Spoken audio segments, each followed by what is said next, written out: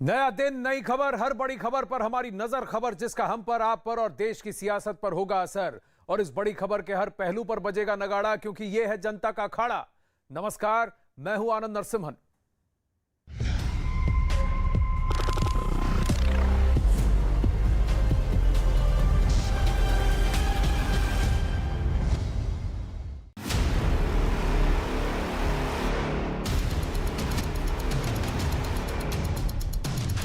साहब, हम मकान खाली करने के लिए मजबूर हो रहे हैं। हम यहाँ से पलायन करने के लिए मजबूर हो रहे हैं। इस सरकार के आने के बाद कुछ उनकी राजनीति हावी है।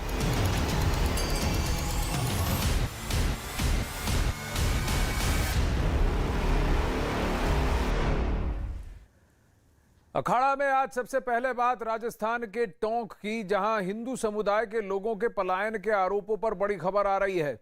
न्यूज 18 के भवानी सिंह की खबर है कि बीजेपी आज टोंक के मालपुरा में हिंदू समुदाय के पलायन का मामला राजस्थान विधानसभा में भी उठा सकती है।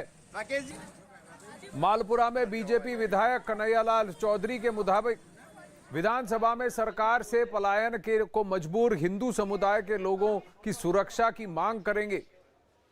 उधर बीजेपी प्रवक्ता रामलाल शर्मा ने कहा है कि पार्टी ने गहलोत सरकार से हिंदू समुदाय को सुरक्षा दिए जाने की मांग की है।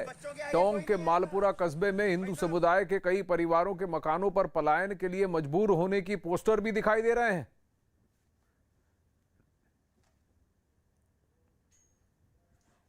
हम एक हद तक प्रशासन से मांग कर रहे हैं। 15-20 दिन बाद प्रशासन के पास सामान सट्टे लेके पहुंच जाएंगे।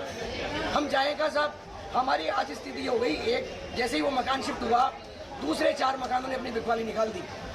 ऐसे करके कौन उस मोहल्ले में रहेगा?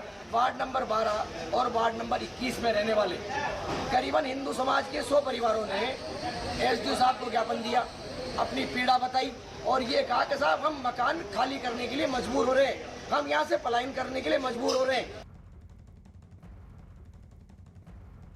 वहीं पलायन के मुद्दे पर बीजेपी विधायक और राजस्थान बीजेपी के प्रवक्ता रामलाल शर्मा ने क्या कहा, ये आपको सुनाते हैं। ये जो मालपुरा के अंदर हो रहा है, बहुत बड़ी बात है। राजस्थान के अंदर कांग्रेस की सरकार आने के बाद सिर्फ मालपुरा ही नहीं है, जयपुर के अंदर भी शास्त्री नगर और रामगंज की घटना को उठा के देखें तो उनके पीछे भी इसी तरीके का इतिहास है। इस सरकार के आने के बाद तुष्टिकरण की राजनीति हावी है और वोट बैंक की राजनीति के आधार पर सरकार काम कर रही है। मालपुरा के अंदर जिस तरीके से समाज विशेष के लोगों के द्वारा मकान एक परचेज करके अड़ोसी पड़ोसियों को तंग करके सस्ती दरों के ऊपर मकान खरीदना, आए दिन उनको परेशान करना और परेशान इतना करना कि वो पलायन करने के ऊपर मजबूर रहे। मैं चाहूँगा कि सरकार उनको सुरक्षा मुहैया कराए और इस तरीके की संदिग्ध गतिविधियाँ करने वाले लोगों के खिलाफ मुकदमा दर्ज करके और कार्रवाई करने का काम करें। कल विधानसभा भी शुरू हो रही है, क्या ये मसला उठाएंगे इस विधानसभा? निश्चित रूप से हमारे पार्टी के नेता प्रतिपक्ष और उपनेता से बातचीत करके और जैसा वो निर्देशित करेंगे हम विधायकों को, उसी के आधार के ऊपर हम रणनीति बनाएंगे। और उनको कल प्रशासन ने कहा था घरों के आगे से ऐसे जो पोस्टर चस्पा किए वो हटाने को लेकर, पूरे मसले को लेकर उनका आरोप है कि प्रशासन की ओर से उनको सहयोग नहीं मिल रहा। नहीं, प्रशासन उनको आश्वस्त करे और आश्वस्त इस बात के लिए करे कि आपके साथ कोई अप्रिय घटना नहीं घटेगी, तब जाके विश्वास में लेके और वो दुखी हैं, परेशान हैं, पीड़ित हैं, तभी तो इस तरीके का कदम उठा रहे हैं। सरकार को चाहिए कि हर व्यक्ति की सुरक्षा की जिम्मेदारी सरकार की है। अब सरकार सुरक्षा करने का विश्वास भी नहीं दिला रही और ना सुरक्षा कर रही है, तो आखिरकार व्यक्ति करेगा क्या? अपनी जान बचाने के लिए कहीं दूसरी जगह जाएगा।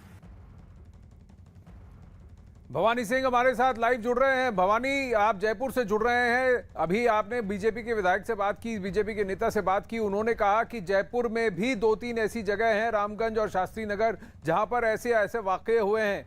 लेकिन अगर मालपुरा टोंक की बात करें तो ये अभी की बात नहीं है, 6-8 महीने की बात नहीं है। 2 साल पहले भी यहीं से इस तरह की आवाजें उठी थी कि हमें लोग हिंदू परिवारों को वहां से पलायन करने में मजबूर होना पड़ रहा है। अभी ये कह रहे हैं, जो वहां के वक्ता हैं, स्थानीय हैं, वो कह रहे हैं कि 100 से ज्यादा परिवार हैं जो पीड़ित हैं।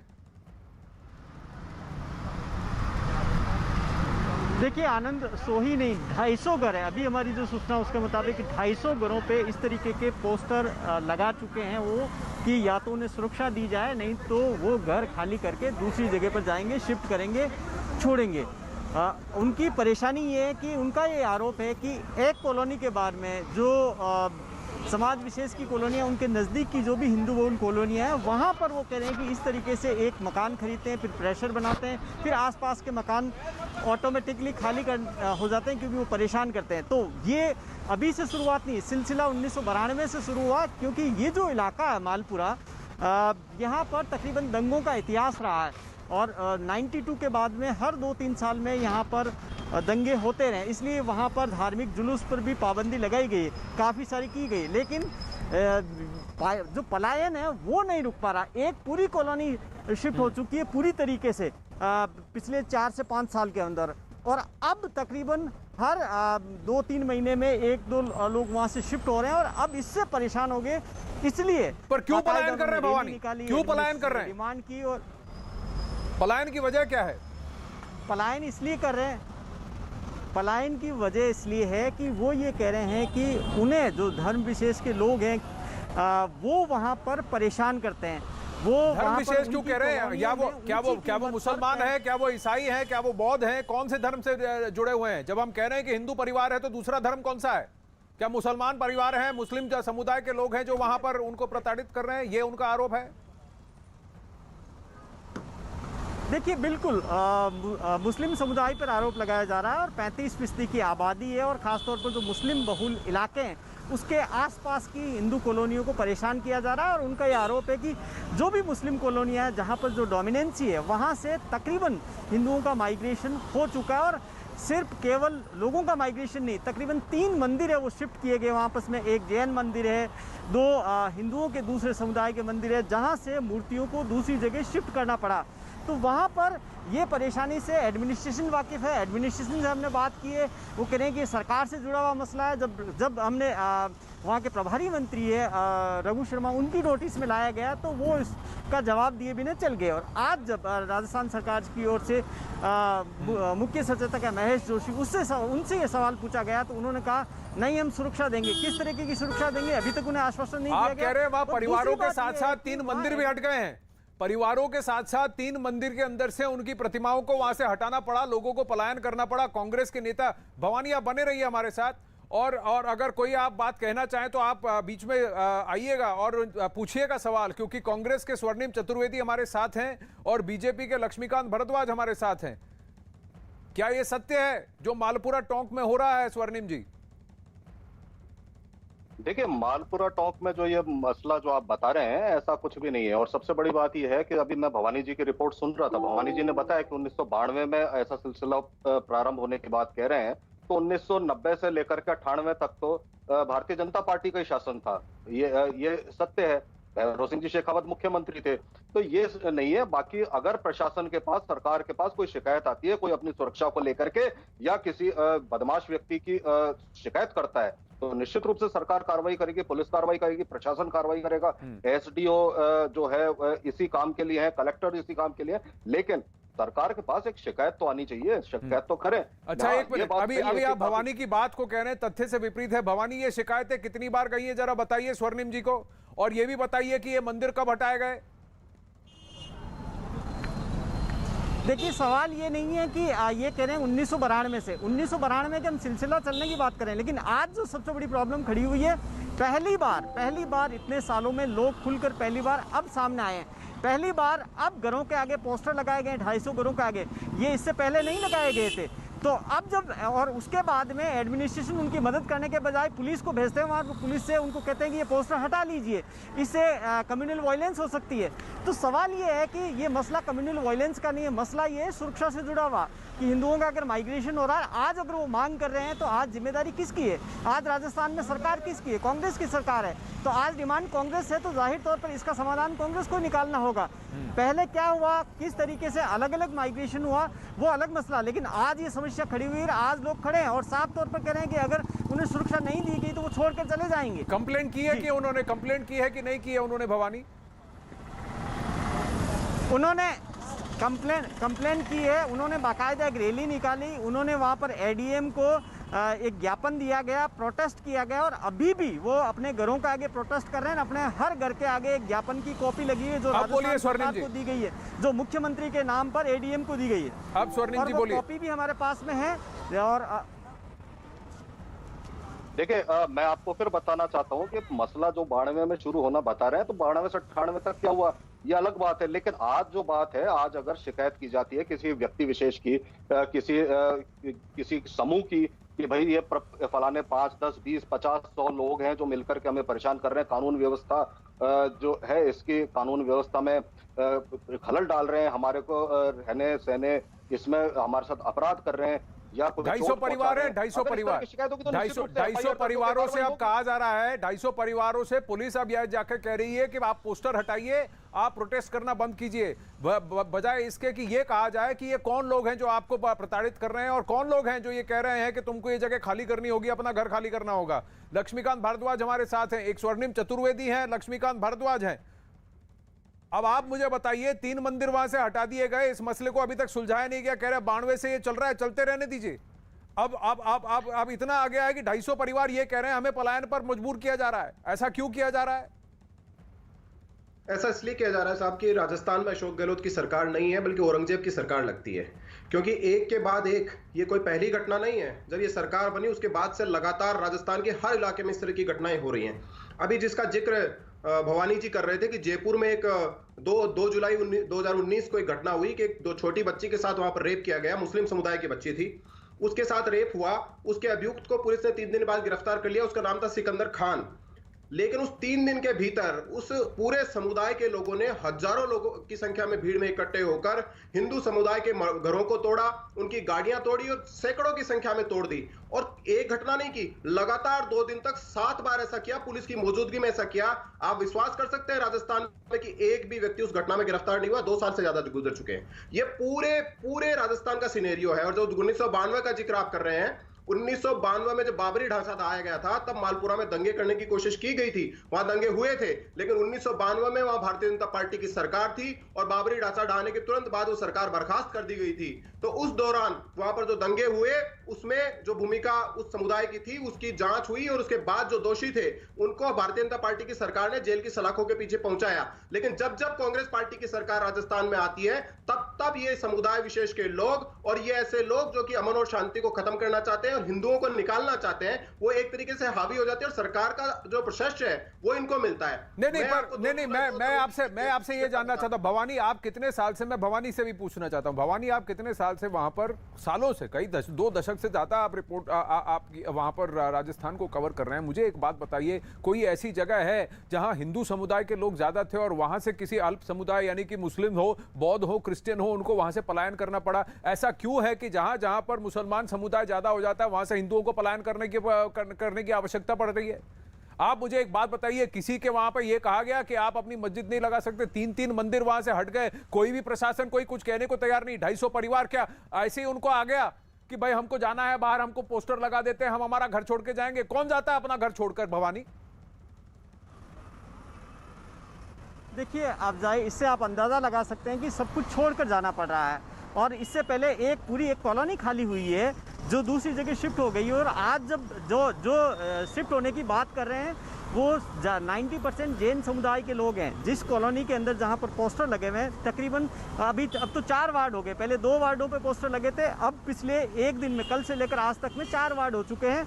और सबसे ज़्यादा जिसको तकलीफ है, जहां पर मुश्किल आ रही है, वो जैन समुदाय की पूरी कॉलोनी है, जो संपन्न लोग हैं। आप अंदाज़ा लगाइए कि जिन्होंने अच्छी खासी मेहनत करके, जिन्होंने अच्छे मकान बनाए, सब सुख सुविधाएं, वो आज इस स्थिति के अंदर आ गए कि उनको ये कहना पड़ रहा है कि आप हमें सुरक्षा नहीं देंगे तो उन्हें छोड़कर जाना पड़ेगा। और मुख्यमंत्री के नाम पर ज्ञापन है। और उसके बाद में देखिए कि आज पिछले 3 दिन से सरकार की ओर से कोई जवाब नहीं, कोई गौर नहीं, ये जाकर नहीं पूछा गया।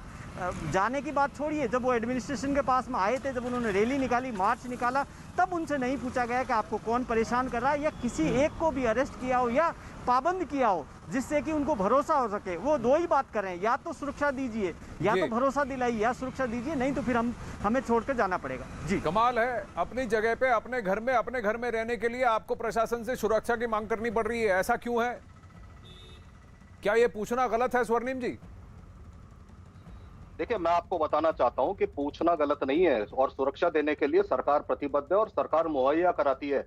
बार बार मालपुरा में दंगे भड़काने, सांप्रदायिक ताकतें जो है ये किसी भी तरीके से दंगा वहां भड़काना चाहती है, करती रहती हैं, लेकिन हमारा प्रशासन चाक चौबंद रह करके रोकता है। और मैं आपको फिर कहना चाहता हूं, एक पूरी कॉलोनी वहां से पलायन कर गई और आप कह रहे हैं कि ये कोई सोची समझी साजिश है। 250 परिवार वहां पोस्टर लगा रहे हैं, एक वार्ड से अब 4 वार्ड पे लोग कह रहे हैं कि हमें यहाँ न्याय नहीं मिल रहा। आप कह रहे हैं ये पूरी तरह से एक सोची समझी राजनीति है।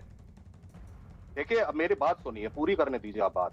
मैं आपसे सिर्फ इतना सा कह रहा हूं कि अगर सरकार के पास किसी की शिकायत आती है कि कोई व्यक्ति या कोई व्यक्तियों का समूह किसी व्यक्ति के नेतृत्व में अगर कोई अपराध कर रहा है, तो निश्चित रूप से सरकार कार्रवाई करती है। ऐसी कोई शिकायत सरकार के पास नहीं है। फिर भी मुख्यमंत्री को संबोधित करते हुए लेटर दिया गया है, कंप्लेंट दिया गया है। भवानी के पास वो कंप्लेंट लेटर है, वहां के स्थानीय एडीएम को दिया गया है। एडीएम ने पुलिस भेजी ये कहकर कि वहां से पोस्टर हटाइए। भवानी है मेरे साथ, भवानी पूछिए, बोलिए भवानी। मैं आपको पूरी बात बताता हूँ, वह कंप्लेंट लेटर नहीं है, वो ज्ञापन है कि हमारी को सुरक्षा दीजिए। सुरक्षा हम दे रहे हैं, लेकिन अगर किसी व्यक्ति विशेष से शिकायत है तो भवानी बोलिए, कर सकती है पुलिस उसको। अपराध जो है, अपराध करने स्वर्णिम जी ये बताइए, स्वर्णिम जी ये बताएंगे कि वो शिकायत किस तरीके से की जाती है? शिकायत का और कोई तरीका है? वहाँ लोकल एडमिनिस्ट्रेशन है, उनको उन्होंने अपनी शिकायत कर दी, इसके अलावा वहाँ प्रोटेस्ट कर रहे हैं, वहाँ रैली निकाल दी, मार्च निकाल दिया और अभी तक वो अपने ज्ञापन अपने घरों पे चिपका के बैठे हैं, बाहर भी प्रोटेस्ट कर रहे हैं।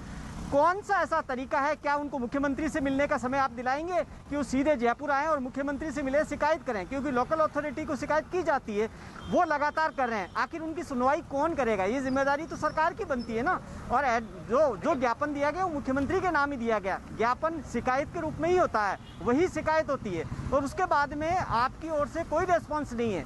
जब स्वास्थ्य मंत्री, जिनको जिम्मेदारी दे रखी है डॉक्टर रघु शर्मा टोंक की, उनसे जब ये सवाल पूछा गया तो वो किनारा करके चले गए। तो आखिर सरकार की क्या जवाबदेही नहीं बनती है कि अगर कोई समुदाय परेशान हो तो उसकी सुरक्षा से जुड़ा हुआ मसला देखे, लेकिन इग्नोर क्यों किया जा रहा? वजह क्या आखिर? इसका जवाब तो देना पड़ेगा ना। मैं जवाब दे देता हूँ इसका भवानी जी। किसी समुदाय की बात नहीं है, कोई व्यक्ति विशेष, एक छोटे से छोटा, चाहे गरीब व्यक्ति हो चाहे अमीर हो, अगर अकेला व्यक्ति भी सुरक्षा मांगेगा तो सरकार उसकी सुरक्षा मुहैया कराती है और प्रशासन अपना कार्य करता है और आगे भी करेगा और इस मसले में, इस कॉलोनियों में भी करेगा, सुरक्षा उपलब्ध होगी।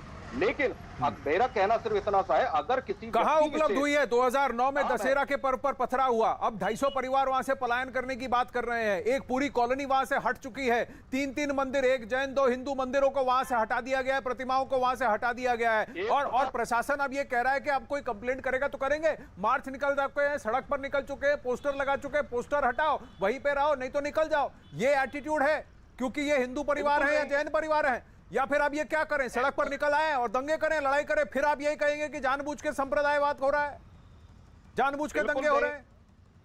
बिल्कुल नहीं, हमारी सरकार एक एक व्यक्ति को सुरक्षा उपलब्ध सर, मेरा सिंपल सीधा सवाल ये है कि ऐसा क्यों हो रहा है कि जहां जहां मुस्लिम समुदाय बढ़ने लगता है वहां से हिंदुओं को पलायन करने की जरूरत पड़ रही है? और राजस्थान में एक नहीं, 2-2, 3-3 जगहों पर ऐसे रिपोर्ट्स आए हैं, खास जयपुर से भी आए हैं। तो मैं यही जानना चाहूं, अब आप सुनिए कि वहां के स्थानीय क्या कह रहे हैं। राजस्थान के टोंक में, मालपुरा में कुछ परिवार सुरक्षा की भावना से परेशान होकर पलायन करने को मजबूर हैं। वहां के कुछ परिवारों ने अपने घरों के बाहर पोस्टर लगाकर अपनी जान को खतरा बताया और सीएम गहलोत और प्रधानमंत्री मोदी से सुरक्षा की गुहार लगाई है।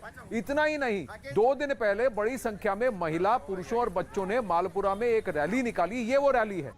एसडीएम को ज्ञापन सौंपा, 2 दिन हो चुके हैं। लोगों के घरों के बाहर पोस्टर हटाने पहुंची थी पुलिस, उनको भी बेरंग लौटना पड़ा। अब ये राजस्थान के टोंक में, मालपुरा में तनाव का जो इतिहास है ये काफी पुराना है। बताया जा रहा है कि 1950 से ही इस इलाके में तनाव की शुरुआत हो गई थी। न्यूज़ 18 के भवानी सिंह की रिपोर्ट है कि 2019 में दशहरे के मौके पर मालपुरा में कुछ लोगों पर पथराव का आरोप लगा था। वहीं 2018 में कावड़ियों पर हमले की भी बात का भी आरोप था। इससे पहले 2016 में मानपुरा में ISIS यानी इस्लामिक स्टेट, दाएश के समर्थन में नारे भी लगे, जिसमें 36 लोगों पर केस किया गया था। अगर दंगों की बात करें तो साल 2000 में हुए दंगों में 13 लोगों की मृत्यु यहां हुई थी, जबकि 1992 में मालपुरा में हुए दंगों में 25 लोगों की मृत्यु हुई थी। इससे पहले 1952 में मालपुरा में हुए दंगों में 2 लोगों की जान गंवानी पड़ी थी। तो यानी आप तो सब जानते हैं, सब जानते हैं कि ये जगह सेंसिटिव एरिया है, लेकिन आज 250 परिवार अब वहां हैं जो ये कह रहे हैं कि स्थिति इतनी खराब हो चुकी है कि हमें यहां से जाना पड़ेगा क्योंकि हमें कोई सुरक्षा नहीं दे रहा। इसकी जवाबदेही कौन करेगा? 2 दिन हो चुके हैं, कंप्लेंट क्या दिया जा चुका है, लेकिन अब भी लोग खुश नहीं है क्योंकि कोई एक्शन नहीं लिया गया। सिर्फ इतना किया गया, पुलिस ने जाकर कोशिश की कि आप पोस्टर हटा दो। भाई आपकी तकलीफ क्या है उसको एड्रेस करने की जगह पोस्टर हटाने की बात हुई है। आप सबका हमारे साथ जुड़ने के लिए धन्यवाद। यहां अखाड़ा में आपका एक बार फिर से स्वागत है। बड़ी खबर आ रही है उत्तर प्रदेश के बाराबांकी से, जहां 3 दिन से उत्तर प्रदेश के दौरे पर बाराबांकी पहुंचे एआईएमआईएम के नेता असदुद्दीन ओवैसी ने मॉब लिंचिंग का मुद्दा उठाते हुए केंद्र और उत्तर प्रदेश की बीजेपी सरकारों पर निशाना साधा है। ओवैसी ने आरोप लगाया कि जब से बीजेपी की सरकार बनी है तब से देश में सेक्युलरिज्म को कमजोर करने का काम किया जा रहा है। ओवैसी यही नहीं रुके और विवादास्पद बयान में कहा कि 2014 से दलित और मुसलमानों के बीच को मॉब लिंचिंग के जरिए मारा जा रहा है।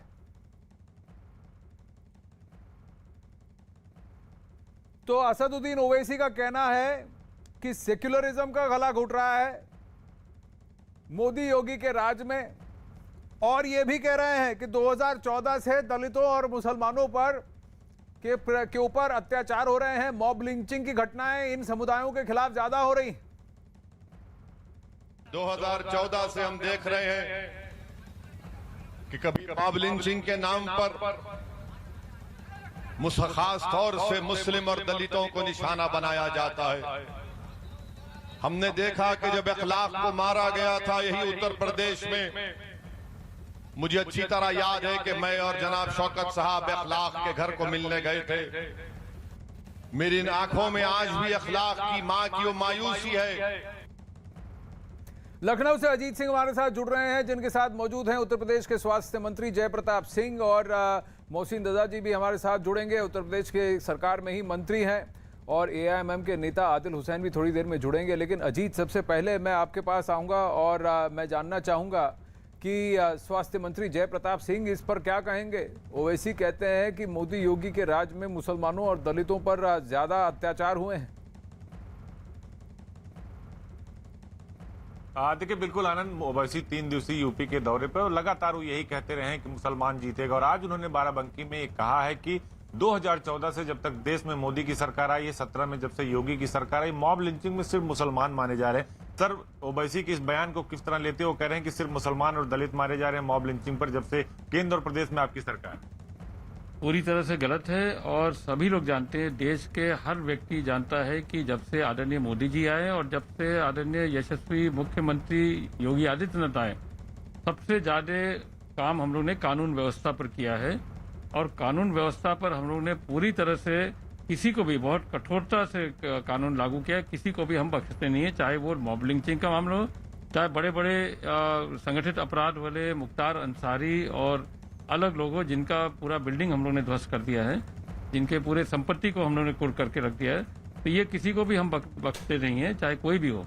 कानून अपने जगह पर है और कानून का पूरा पालन भी होता है। अतीक अहमद की पत्नी को तो ओवैसी ने अपनी पार्टी में शामिल कर लिया, और वो क्यों बार बार ये कहते हैं कि मुसलमान जीतेगा, यूपी में मुसलमान परेशान हो रहा है, मजलिस का मुसलमानों का कोई नेता नहीं, और अब ये कह रहे हैं कि ट्रिपल तलाक की बात की कि इसमें मर्दों को ज्यादा ताकत दे दी आपने। ये तो देखिए, अब 4 साल 8 महीना के बाद बरसाती मेढक की तरह इस तरह के लोग आ जाते हैं उत्तर प्रदेश में। काम इनको करना नहीं है, जाति और धर्म के नाम पर वोट मांगने के लिए अलग अलग तरीका अपनाते हैं, और इस तरह इन्होंने जिस तरह से ये बयान दिया है, ये एक प्रयास कर रहे हैं कि किसी तरह मुसलमान एक बड़ी संख्या यहाँ पर है, वो उनके पाले में आ जाए, और इसी तरह अपने अन्य दल के लोग भी अपने अपने जाति और धर्म के नाम पर इनको पूरा प्रयास कर रहे हैं। सबसे बड़ी बात तो ये है, हम सबको समझना भी चाहिए कि जो भी आदरणीय मोदी जी के योजना के अंतर्गत और आदरणीय योगी जी के योजना के अंतर्गत हर एक वर्ग, हर एक जाति, हर धर्म को हर प्रकार का योजना का लाभ मिला है। चाहे उसको आप नीचे से लीजिए, तो अगर गैस देना हो, लगता है कि 2022 की चुनाव की वजह से ये सब हो रहा है। हाँ, ये पूरी तरह से 2022 के चुनाव की तरह के लिए लिया जा रहा है। इसमें कोई इनके में दम नहीं है। हर आदमी को हर प्रकार का सुविधा देश के प्रधानमंत्री और उत्तर प्रदेश के मुख्यमंत्री ने दिया है। सबको समानता दिया, न जाति देखा न धर्म देखा। जितने भी योजना है उसका लाभ हर एक व्यक्ति पा रहा है, चाहे वो अनुसूचित जात का हो, चाहे वो अल्पसंख्यक हो, चाहे वो पिछड़ी जात का हो, चाहे वो सामान्य जात का भी हो, सबको हर प्रकार का इसका लाभ मिलता है। देखिए, देश में हर व्यक्ति को एक व्यक्ति के तौर पर देखा जाए और ये तुष्टीकरण की राजनीति ना हो तो बेहतर है। बरसाती मेंढक कहा है AIMIM को कि 4.5 साल बाद आ गए हैं चुनावी माहौल में, माहौल खराब कर करके हिंदुओं को बांटकर, हिंदुओं को दलित, OBC अलग अलग नाम से देकर और फिर मुस्लिम दलित की बात कर कर इस तरह के भाषण दे रहे हैं। ये आरोप है। आदिल हुसैन है AIMIM के हमारे साथ। आदिल जी नमस्ते, क्या कहेंगे? 2014 से कोई आंकड़ा है या ऐसे ही उनको ऐसा आया, ओवैसी साहब को मूड आया कि चलिए आज क्या बोलूं तो पहले ये बोल देते हैं? जरा मुझे आंकड़े बताएं। आपने देखा होगा कि 110 NSA का केस हुआ था हाई कोर्ट में, इलाहाबाद हाई कोर्ट में, और जिसमें 94 केस को हाई कोर्ट ने टर्न डाउन कर दिया। यानी वहां की जो माननीय उच्च न्यायालय है उन्होंने टर्न डाउन कर दिया। आपने देखा कि योगी कार्यकाल में किस तरीके से मॉब लिंचिंग हुआ, किस तरीके से एक हाथरस की बेटी के साथ 2 बजे रात में उसके माता पिता के बिना कंसर्न के आपने जो किया, ये पूरी दुनिया ने देखा। सेंगर MLA को किस तरीके से आपने संरक्षण दिया, और जो आपका हेल्थ इंडेक्स है पूरे इंडिया में one of the most backward और पुअर है। न्यूट्रिशन में पर ये दलितों की लिंचिंग कौन कर रहा है? ये दलितों की लिंचिंग कौन कर रहा है जरा मुझे बताएं। विलग्राम में 2014 से आप गिना रहे हैं, तो 2014 से मैं गिनाऊं। विलग्राम जो है वो उत्तर प्रदेश में है, उधर लिंचिंग किसने किसकी की? दलितों की लिंचिंग किसने की? बिलग्राम में लिंचिंग किसने किया? अरे 18 जुलाई 2014 में बिलग्राम में दलित बस्ती पर रईस मियां, अजीज खां, चुन्ने पहलवान, चिलवा चुन्ने, अरे सुनिए तो सही, बजलू के नेतृत्व में 46 लोग नामजद हैं। 1500 के नाम पर अज्ञात लोगों के नाम पर मुकदमा। मुसलमानों ने दलितों को प्रताड़ित किया। एक और उत्तर प्रदेश की बात करता हूं, शामली, नवंबर 2014। अरे मैं आंकड़े गिना रहा हूं। आपके ओवैसी ने दलित मुसलमान की बात की ना, तो दलितों को प्रताड़ित करने वाले मुसलमान ही है और मुसलमानों ने लिंचिंग की है। तो ये माने असदुद्दीन ओवैसी, आदिल हुसैन, मैं आंकड़े गिना रहा हूं, जरा पढ़िए और सुनने की भी, अगर बोलने की हिमाकत रखते हैं तो सुनने की भी आदत रखिए। अगर बोलने की हिमाकत रखते हैं तो सुनने की भी आदत रखिए। अब आपको मैं आंकड़े गिनाता हूं, आंकड़े सुनिए। मोहसिन रजा साहब हमारे साथ हैं। मैं जो यहां पर जो प्रिंटेड है, प्रेस में छपे हुए उदाहरण मैं आपको गिनाता हूं। 2014 से बात की ना, तो जुलाई 2014 से मैं गिना रहा हूं। अब नवंबर 2014, मेरी बात सुनिए। नवंबर 2014 शामली के सोनाटा गांव में हड़कंप, हैंडपंप से पानी भरने के लिए दलितों और मुसलमानों के बीच में दंगे, क्योंकि मुसलमानों को ठीक नहीं लगा कि दलितों ने हैंडपंप से पानी निकाला। शामली में मुजफ्फरनगर, 8 सितंबर 2015 मुजफ्फरनगर उत्तर प्रदेश। मुजफ्फरनगर के दंगों में मुसलमानों के आक्रोश के कारण दलितों को अपने घर छोड़कर अपनी जान बचाने के लिए भागना पड़ा। अब बता रहा हूं आपको, मैंगलोर कर्नाटका, 19 अक्टूबर 2015 प्रशांत पुजारी की निर्मम हत्या, 4 मुसलमान गिरफ्तार। आपने दलित मुस्लिम की बात की तो मैं सबके नाम आपको गिना रहा हूं कि कितने लोगों ने कितनों की लिंचिंग की है और कितने सारे आंकड़े हैं। लीजिए, उत्तर प्रदेश में मुजफ्फरनगर 3 दिसंबर 2015, एक और आंकड़ा गिनाता हूं। कताका गांव में मुसलमानों ने दलितों को पीटा। ओवैसी साहब सुन रहे हैं कि दलितों को प्रताड़ित किसने किया? अब मोहसिन रजा साहब, इनको उत्तर प्रदेश के स्वास्थ्य मंत्री ने साफ कह दिया कि ये सिर्फ चुनावी मेंढक है, जानबूझकर तुष्टीकरण की राजनीति कर रहे हैं। लेकिन आंकड़े मैं आपको दिखा रहा हूं कि दलितों को सबसे ज्यादा प्रताड़ित मुसलमानों ने किया। आज यहां अखाड़ा में हमने किया, जयपुर में नहीं, टोंक में, मालपुरा गांव में 250 हिंदू परिवार हैं जो वहां के स्थानीय मुसलमानों से प्रताड़ित है, परेशान है। एक नहीं, 4-4 वार्ड में। क्या असदुद्दीन ओवैसी इनकी बात करेंगे? एकदम करते हैं। ओवैसी साहब ने पहली बार कौन सी बात की? कहीं बात नहीं की। कौन सी बात की? कहीं बात नहीं की। देखिए, मुसलमान दलितों को पीट रहे हैं और मुस्लिम और दलित को एक करने की बात कर रहे हैं। मेरे भाई, हम लोग एक प्लेट में, अरे कौन से भाव पे, कौन से प्लेट पे? ये आप देखिए, सहारनपुर 22 अप्रैल 2017 सहारनपुर में दलित मुस्लिम एकता की बीच जो रैली निकली थी, वहीं पे झगड़े हो गए थे क्योंकि मुसलमानों को दलित बर्दाश्त नहीं है। आप खुद ही बता रहे हैं, मैं आपको आंकड़े गिना रहा हूं, यहां पर सबूत के साथ मैं आपसे बात कर रहा हूं। अब मोहसिन रजा साहब बोलिए। आनंद, ये सब साइबेरियन पक्षी हैं, ये साइबेरियन बर्ड्स हैं। ये मौसम के साथ आते और जाते हैं। और आज जो बात इन्होंने करी है, ये आज खुदाई ठेकेदार हैं। इनको कहते हैं ना, ये अल्लाह मियां के ठेकेदार बनकर निकले हैं मुसलमानों की हिमायत में। और इन्हें ये नहीं पता है कि ये हिंदुस्तानियों के खिलाफ बात कर रहे हैं। वो चाहे कोई भी हिंदुस्तानी हो, आप अगर दलितों की बात कर रहे हैं तो जितने आंकड़े आपने इनको बताए हैं ये खूब जानते हैं।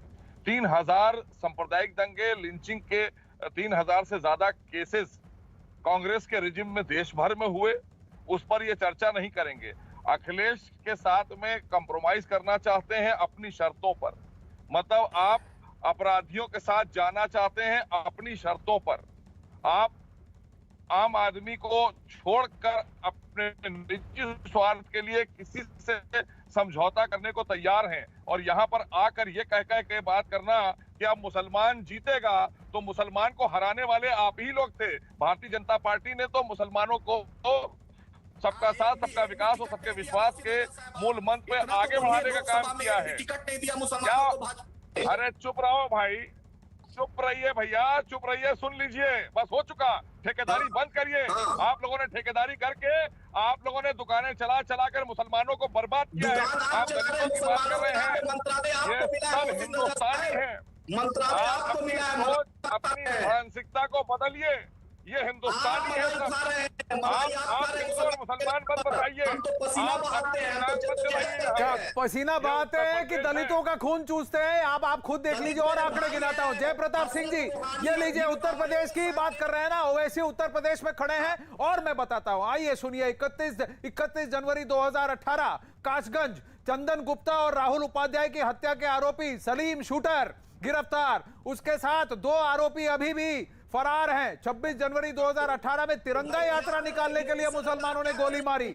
अब एक और उत्तर प्रदेश की बात बता रहा हूं आपको। 8 मई 2018 गोरिया गांव, सिद्धार्थनगर जिला, उत्तर प्रदेश, दलित मुस्लिम दंगे। मुसलमानों ने एक दलित औरत के साथ छेड़खानी की।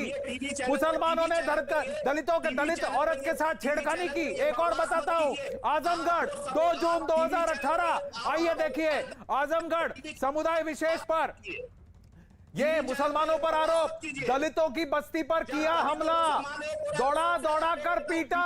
दलितों की बस्ती पर किया हमला, दौड़ा कर पीटा। ये खबर की हेडलाइन है।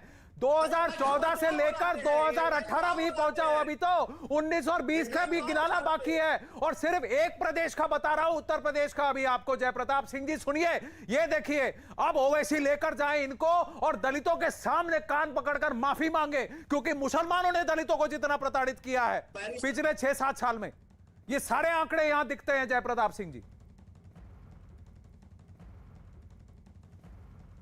जी, आपने आनंद जी, आपने तो सारी बात यहाँ पर कह दी जो हम लोग सबको पहले से भी जानकारी थी। और अब ये समझ में आ रहा है कि जैसे कि ये तो खाली यहाँ पर दंगा फैलाने के लिए या समाजवादी पार्टी से समझौता करने के लिए अपना पांव पसार रहे हैं और प्रयास कर रहे हैं कि इनकी बात कोई सुने उत्तर प्रदेश में और इनको कुछ वोट मिल जाए, जैसे इनने अन्य प्रदेशों में करने का प्रयास किया था। उत्तर प्रदेश में सबसे बड़ा काम तो विकास का हुआ है। चाहे वो आम आदमी, जो गरीब आदमी जो रहता है, जो अंतिम गरीब व्यक्ति जो रहता है पंक्ति में, वहां से लेके ऊपर तक हम लोग ने हर जात का, हर धर्म का पूरा मदद किया है, उनका विकास किया है। और हर प्रकार से विकास हम लोग ने उद्योग से लेके बिजली और इंफ्रास्ट्रक्चर बनाने का हमने किया है। तो उत्तर प्रदेश का मॉडल एक बिल्कुल अलग से है। यहाँ की जनता विकास पर पूरी तरह से निर्भर हो गई है। यहाँ उनको हर प्रकार का सुविधा प्राप्त हो रहा है और इनका खाली एक ही बात मानना है कि हम यहाँ आके इसको डिस्टर्ब करें। जैसे हमारे आदरणीय मंत्री जी, हमारे साथी मोहसिन साहब ने कहा, ये पूरी तरह साइबेरिया से आके अपने यहाँ पर 2-4 बात कह के ये चले जाएंगे। इसलिए खाली माहौल बिगाड़ने के लिए ये लोग आए हुए हैं और कुछ नहीं रह गया इनमें। लेकिन क्या इनको रिजेक्ट नहीं करना चाहिए? क्या ये सारे आंकड़े जो मैं आपको गिना रहा हूं 2014 से पढ़ रहा हूं, अभी और आंकड़े हैं जयप्रताप सिंह जी, मोहसिन रजा साहब भी जुड़ेंगे, आदिल हुसैन, देखिए बोलने की हिमाकत करते हैं ना तो सुनने की भी आदत डालिए। सुनिए 2 मिनट, अब और पढ़ा रहा हूं आपको और गिना रहा हूं। ये सारी खबरें जो आप दबा के बैठे हैं ना, मैं ये सारे निकाल के आपका कच्चा चिट्ठा आज मैं खोलने वाला हूं कि कितना आपके मुसलमान समुदाय जिसकी बात कर रहे हैं और मुस्लिम दलित एकता की बात कर रहे हैं, कितना प्रताड़ित किया है दलितों को आपने, गांव भर से भगा के निकाला है। और सिर्फ उत्तर प्रदेश में नहीं, तमिलनाडु में भी आपने ये काम किया है, कर्नाटक में ये काम किया है, महाराष्ट्र में ये काम किया है। मैं तो अभी सिर्फ उत्तर प्रदेश गिना रहा हूं आदिल हुसैन, अभी सुनिए उत्तर प्रदेश का और भी सुनिए। ये लीजिए, अब मैं कहां पहुंचा था, नवंबर 2018 पहुंचा था। अब सुनिए, दिसंबर 2018 मुजफ्फरनगर काकरोली, दलितों पर मुस्लिम भीड़ का हथियार लेकर हमला, औरतों तक को बनाया निशाना, मुख्य आरोपी रहमत और इसरार। ये लीजिए हेडलाइन पढ़ रहा हूं आपको एक और। 23 मार्च 2019 पीलीभीत उत्तर प्रदेश, शकीर अली और सबीर ने जयप्रकाश और औरों को मारा। क्यों? क्योंकि उन्होंने होली के मौके पर उन पर रंग फेंका। ये कुकारी खेरा विलेज जहानाबाद। और बता रहा हूं, ये लीजिए देवरिया, ये भी उत्तर प्रदेश में ही है। 23 अप्रैल 2019, ये भी सुनिए, दलितों पर मुसलमानों का प्रहार। क्यों? क्योंकि उन्होंने, मुसलमान लड़कों ने एक दलित लड़की के साथ छेड़खानी की, उसको मोलेस्ट किया। ये रहमत अली आरोपी का नाम है। ये लीजिए फिर से। और क्योंकि प्रोटेस्ट किया तो मुसलमानों ने दलितों पर ही अटैक कर दिया। बिजनौर 23 अप्रैल 2019, बिजनौर में आशिक रफीक और रिहान ने मारी 3 दलितों को गोली, पुलिस का रेड अलर्ट। और एक और खबर बताता हूं, गोंडा उत्तर प्रदेश 15 मई 2019, उत्तर प्रदेश के गोंडा में एक हिंदू को मामूली बात पर मुसलमानों ने मिलकर पेट्रोल से नहलाकर आग लगा दी। ये लीजिए एक और गिनाता हूं आपको। गोंडा 15 मई, फिर उत्तर प्रदेश, फिर देवा मध्य प्रदेश, कानपुर जून, ये भी उत्तर प्रदेश, कानपुर में दरोगा मोहम्मद जबीर और उनकी बहनों का इकलौता भाई बजरंग दल कार्यकर्ता रजत वर्मा को गाड़ी से कुचलकर मार देता है। बिहार के जमुई से और भी है। अरे सर, ये कच्चा चिट्ठा है, मैं पढ़ते पढ़ते 2:15 बज जाएंगे और 20 मिनट में पढ़ सकता हूं। सिर्फ उत्तर प्रदेश की पढ़ रहा हूं, इसमें सर पूरी स्टेट्स है। दिल्ली में क्या हुआ, दिल्ली में अंकित तिवारी के साथ क्या हुआ, रोहित त्यागी के साथ क्या हुआ, कौन किसके साथ क्या कर रहा है, पूरा कच्चा चिट्ठा लिखा हुआ है। अब धीरे धीरे पोल खुल जाएगी आपकी। ओवैसी साहब जहां से उगल रहे थे उसी को वापस निकल ले, क्योंकि दलितों को सबसे ज्यादा प्रताड़ित करने का काम मुस्लिम समुदाय करता है। तो असदुद्दीन ओवैसी जरा मुसलमानों को हिदायत दे पहले। अरे देखिए आप खुद सिर्फ मुसलमानों के लिए खड़े हैं और अपने आप को सेक्युलर बताते हैं। इससे ज्यादा कम्युनल बात क्या करेंगे आप आदिल हुसैन? सुनिए अब इधर सुनिए। पत्रकारिता का एक लाइन एक तरफ से, खाली एक तरफ से नहीं होता है, डबल दोनों तरफ से होता है। मैं तो जो छपा है वो पढ़ रहा हूँ। मैं तो यहाँ हवाई किले नहीं बना रहा हूँ। बाराबांकी में जैसे वो गैस फेंक रहे थे, मैं गैस नहीं फेंक रहा हूँ, आंकड़े बता रहा हूँ। यहाँ पर सुप्रीम कोर्ट में सीधा यहाँ पर उदाहरण आपको दे रहा हूँ। आप मुझे ये उदाहरण गलत है बताइए, जो अखबारों में छपा है वो गलत है बताइए। उत्तर प्रदेश में आपकी सरकार है, क्या कर रही है सरकार योगी आदित्यनाथ की? हाँ, उत्तर प्रदेश में सरकार डंडा लेकर निकलेगी तो आप भी हाय तौबा मचाने के लिए सबसे पहले पहुंच जाएंगे। यही तो हम पूछ रहे हैं राजस्थान में अशोक गहलोत से कि 250 हिंदू परिवार वहां पलायन कर रहे हैं क्योंकि मुसलमान प्रताड़ित कर रहे हैं। किसी पार्टी के प्रवक्ता नहीं रहते हैं, पत्रकारिता के आड़ में किसी पार्टी का प्रवक्ता नहीं रहते। हाँ, देखिए मैंने आंकड़े गिनाए तो मैं प्रवक्ता हो गया। और आप जो कर रहे हैं वो क्या कर रहे हैं कि समुदायों के बीच में जानबूझ के खलल डाल रहे हैं, हिंदू को अलग अलग करके बता रहे हैं। दलित क्यों कह रहे हैं हिंदू कहिए, दलित भी हिंदू है। हिंदू को जाति के नाम पर बांट की राजनीति करेंगे। तो अगर आप मुसलमान हैं तो आप बताइए, आप सुन्नी के लिए खड़े हैं, शिया के लिए खड़े हैं, आप देवबंद को मानते हैं कि बरेलवियों को मानते हैं, आप इस्माइलियों को मानते हैं कि सैयदी को मानते हैं? मैं भी बात करूं आपको, बात तो पर अगर मानते हैं तो हिंदू बोलिए, हिंदुओं को क्यों बांटते हैं आप? हम सबको मानते हैं, नहीं मानते हैं आप सबके साथ। जयप्रताप सिंह जी, ये बांट की राजनीति करने की इजाजत क्यों दी जा रही है इनको? झूठ की राजनीति करने की इजाजत क्यों दी जा रही है इनको? पत्रकारिता के आड़ में किसी, अरे आप मेरे पे व्यक्तिगत आक्षेप कर रहे हैं, उससे पहले मैं जो उदाहरण गिरा रहा हूँ उसके बारे में कहें। ये आपके सारे आंकड़ा को सही नहीं मान रहे हैं और ये तो आपकी बात ही नहीं सुनने के लिए तैयार हैं। यहाँ तो आके खाली माहौल बिगाड़ रहे हैं और इनको कुछ करना नहीं है। ये टीवी पर इनको ला के आप बहुत बड़ी गलती कर दी है। आपसे पूछ के लाएंगे। अरे सारा सर्टिफिकेट तो आप ही दे रहे हैं सबको आदिल हुसैन। आप तो अब ऐसे घूम रहे कि आपसे पूछे बिना कुछ कहा नहीं जा सकता और आपसे पूछे बिना कुछ सुना नहीं जा सकता। आप मेरे पर व्यक्तिगत आरोप क्यों लगा रहे हैं? मैं तो यहाँ पे आंकड़े गिना रहा हूँ और जो बात असदुद्दीन ओवैसी ने की उसको चैलेंज कर रहा हूँ मैं यहाँ पर। ये तो इसी तरह का राजनीति कर रहे हैं। जब एक यहाँ माहौल पर हमने हिंदू खड़ा कर मुसलमान दिया यहाँ पर उत्तर प्रदेश में पिछले 4 साल 5 साल के अंदर, उसी को बिगाड़ने के लिए लोग आए हैं। हम कोविड पर एक्सपोज करेंगे, आज बुखार के चलते बच्चे मरे उसको एक्सपोज करेंगे, ऑक्सीजन के चलते बच्चे मरे हैं उसको एक्सपोज करेंगे। योगी आदित्यनाथ की सरकार में जो आम लोगों को न्याय नहीं मिला है, जयप्रताप सिंह जी यहाँ बैठे हैं, स्वास्थ्य मंत्री जयप्रताप सिंह जी यहाँ बैठे हैं, कोविड पर एक्सपोज करने चले हैं आपको जयप्रताप सिंह जी। पूरी दुनिया देखती है। जयप्रताप सिंह जी कोविड पर आपको एक्सपोज करना चाहते हैं, स्वास्थ्य पर, बच्चों के स्वास्थ्य पर, उनके केयर पर आपको एक्सपोज करना चाहते हैं। जरा जवाब देंगे।